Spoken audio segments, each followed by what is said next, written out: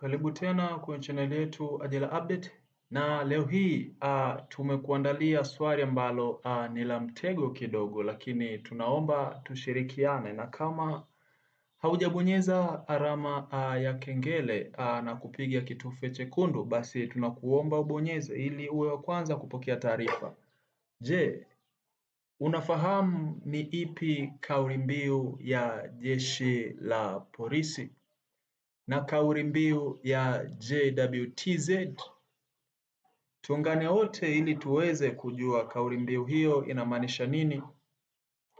Ukiulizwa sehemu yoyote ile ama siku ya usaili wa aina yoyote ile wa jeshi, ukiambiwa useme kauli mbiu ya polisi, wewe utasema nini? Basi kauli mbiu ya jeshi la polisi ni usalama wa raia. Je, inamaanisha nini hiyo kauli mbiu ya jeshi la polisi, usalama wa raia? Kwa hiyo sitegemei kwamba wewe ukutane na swali hilo wakati wa interview yoyote ile iwe ya jeshi la polisi, wakuulize kwamba kauli mbiu ya jeshi ni nini, usalama wa raia, inamaanisha nini? Sasa je, hiyo kauli mbiu inamaanisha nini?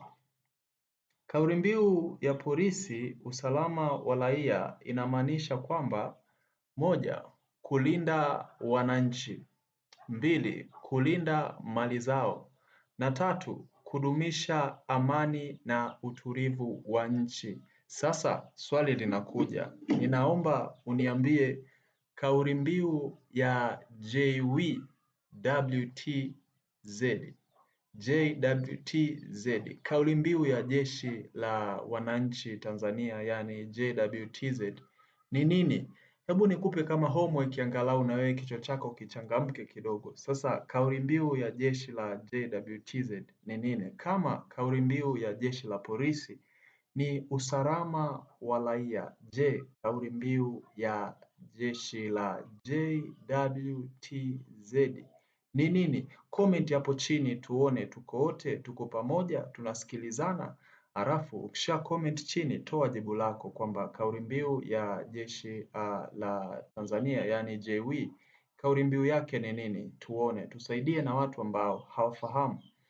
Alafu kisha na mimi nitakuja nitoe jibu langu, tutalinganisha, tutaona jibu gani ni zito zaidi, then tunatembea, au sio? Chao.